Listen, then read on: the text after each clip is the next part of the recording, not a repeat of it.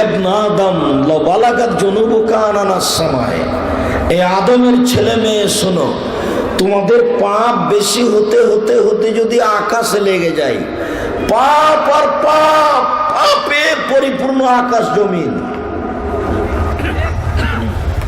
ফাস্তাগফিরতানি, এরপরেও তুমি আমার কাছে ক্ষমা ভিক্ষা চাও।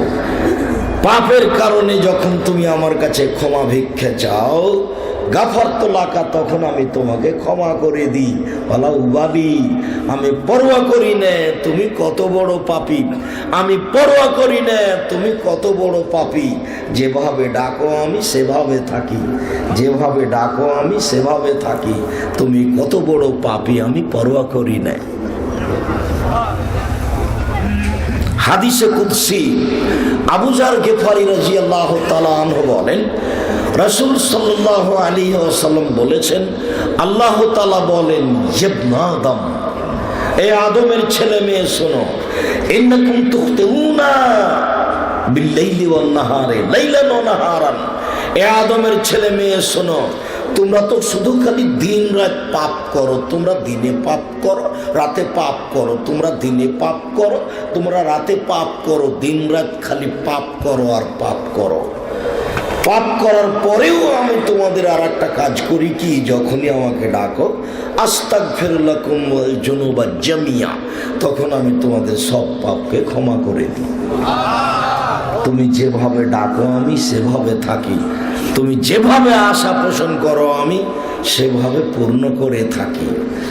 ওই হাদিসটারই শেষ বাক্যটা হচ্ছে এই যে আবার আল্লাহ বিচার মাঠে উপস্থিত হবেন, সমস্ত পুরুষ নারীর সামনে উপস্থিত হয়ে বলবেন, ইবনা আদম লা আতাইতানি বিকুরাবিল আরজি খাতায়া সুম্মা লাকিতানি লা তুশরিক বি শাইআন লা আতাইতুকা বিকুরাবিহা মাগফিরা। এ আদমের ছেলে মেয়ে শোনো, তোমরা আজকে বিচারের মাঠে উপস্থিত হয়েছ পাপ আর পাপ নিয়ে, পাপ আর পাপ, আকাশ জমিন পরিপূর্ণ পাপ। আমিও আল্লাহ এখানে উপস্থিত হয়েছি বিচারের মাঠে, তোমাদের যেই পরিমাণ পাপ আমার সেই পরিমাণ ক্ষমা, তোমাদের পাপের সমপরিমাণ ক্ষমা নিয়ে উপস্থিত হয়েছি। যদি শিরক না থাকে, তোমাদের যে পরিমাণ পাপ আমার সেই পরিমাণ ক্ষমা, তোমাদের যে পরিমাণ পাপ আমার সেই পরিমাণ ক্ষমা। যদি শিরক না থাকে, তোমাদের পাপ যত আমার ক্ষমা তত, তোমাদের পাপ যত আমার ক্ষমা তত। যদি শিরক না থাকে, আল্লাহকে ডাকলেই সহজে পাওয়া যায়। ডাকে কে? ডাকারই তো সময় হয় না।